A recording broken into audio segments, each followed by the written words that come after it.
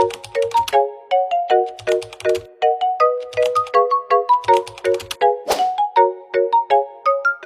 day, all of you. Before we start, I will introduce myself. I am Annalyn PNB Salongan from BPA 1A. Ang pag-uusapan o ang topic natin ngayon ay ang mga administrasyon ng dating tatlong Pangulo. Na walang iba kundi si Gloria Macapagal Arroyo, Ninoy Aquino, Rodrigo Roa Duterte. Tara at alamin natin kung ano ang nagawa nila sa bansa natin. Ang administrasyon ni Gloria Macapagal Arroyo ay tumugal mula 2001 hanggang 2010. Siya ang ika-40 na Pangulo ng Pilipinas at ang may pinakamahabang panunungkulan mula kay Ferdinand Marcos bago maging Pangulo. Siya ay ang ika-10 Vice President ng Pilipinas mula 1998 hanggang 2009.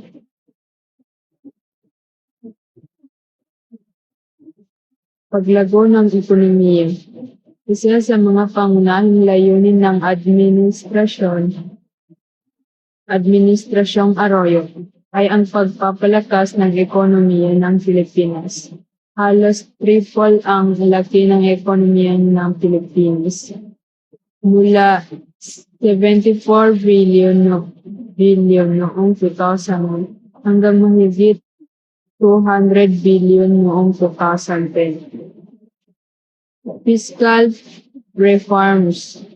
Ipinatupad ni Arroyo ang mga fiscal reforms kabilang na ang Expand Value Added Tax Act of 2005, Republic Act Number 9337, na naglalayong mapalakas ang koleksyon ng buwis at ponduhan ang mga proyekto sa infrastruktura. Infrastructure development. Sa panahon ng kanyang administrasyon, nagkaroon ng pagtutok sa pagpapabuti ng infrastruktura sa bansa. And then, paggamot sa kahirapan. Bumaba ang poverty rate ng 13% mula 39% hanggang 26%. Foreign policy. Sinikap ni Arroyo na protektahan ang interes ng Philippines sa pamamagitan ng pagiging bahagi ng iba't ibang negotiations at pagkuha ng pinakamahusay na deal para sa Philippines, para sa mga Pilipino. Controversial. Naharap si Arroyo sa mga kontrobersya tulad ng Hello Garci noong 2005 na nagdudulot ng mga protesta. Nadeklara rin siya ng state of emergency noong 2006. Once again, Maria Gloria Macapagal Arroyo.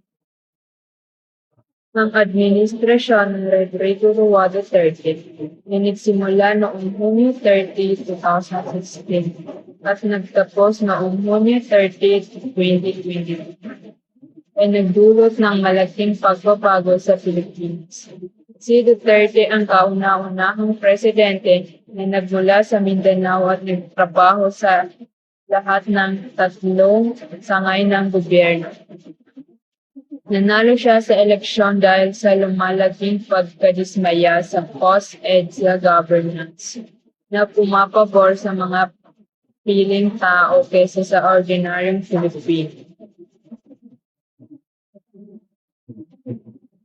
Ang kauna-unahang nagawa ni Duterte sa bansa natin ay ang pagkampanya sa kontra droga.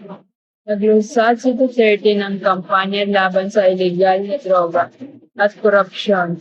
Ito ay nagresulta sa pagbaba ng paglaganap ng droga.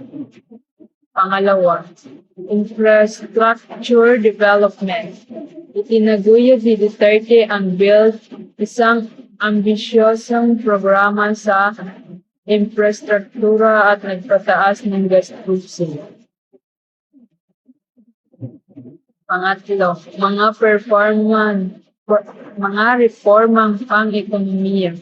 Nagpasimula siya ng mga libreng liberal. Isa sa mga nagawa ni Duterte sa bansa natin, ang kampanya kontra droga.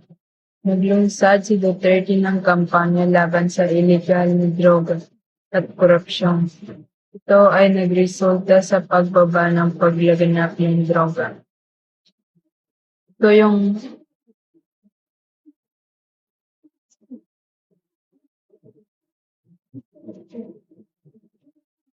pangalawa, infrastructure development. Itinaguyod ni Duterte ang build.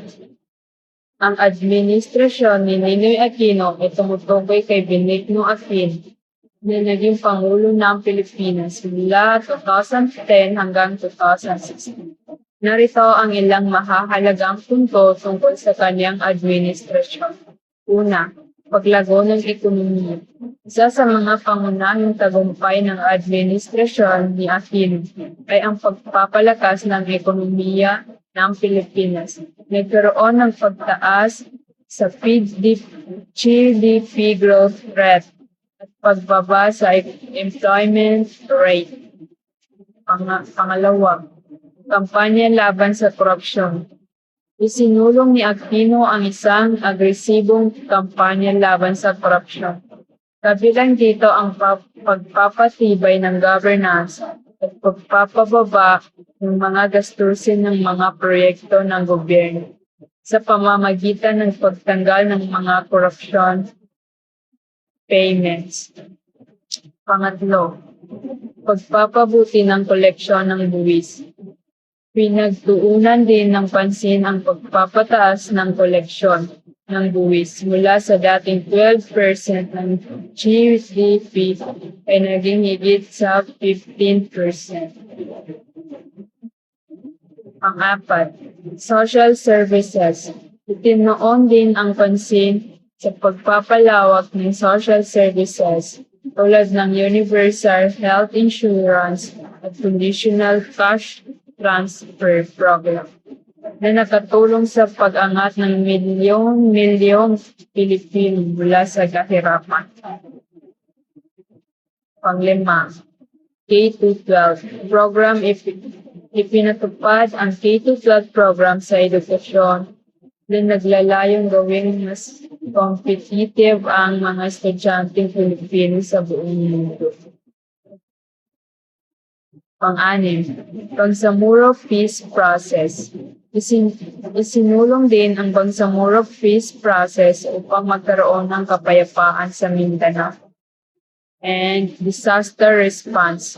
Pagkatapos ng typhoon, Haiyan, Yolanda, ito yung bagyo na nagpapakita ang administrasyon ng mabilis na pagtugon sa pamamagitan ng pagbuo ng reconstruction plan sa loob ng amin sa nabuwan at pagbibigay ng tulong pinansyal. Sa kabila ng mga tagumpay, hindi na naiwasan ang mga criticism. Kabilang dito ang mga issue at ang impeachment ni Renato Corona na nagdulot ng kontrobersya sa Korte Supremo.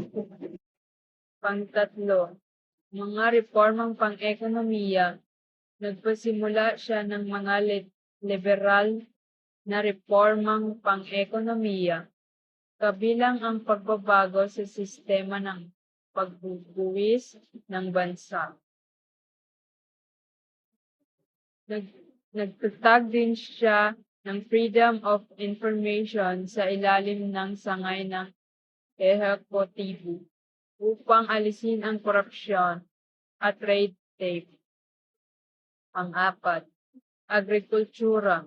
Nagbigay siya ng libreng patubig sa maliliit na magsasaka at Niliberalisa ang pag-angkat ng bigas sa pamamagitan ng Rice Traffication Law.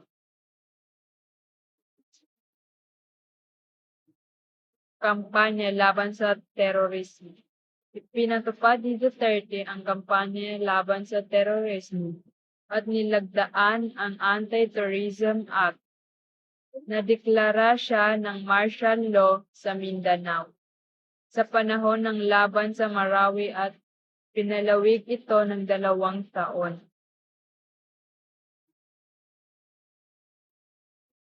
At isa pang nagawa niya sa bansa natin ay ang edukasyon at kalusugan. Ipinatupad ni Duterte ang libreng kolehiyo sa mga state universities and colleges at ginawang institutionalize ang alternative learning system. Nilagdaan din niya ang automatic enrollment ng lahat ng Pilipino sa health insurance program ng gobyerno at iniutos ang ganap sa pagpapatupad ng Reproduce Health Law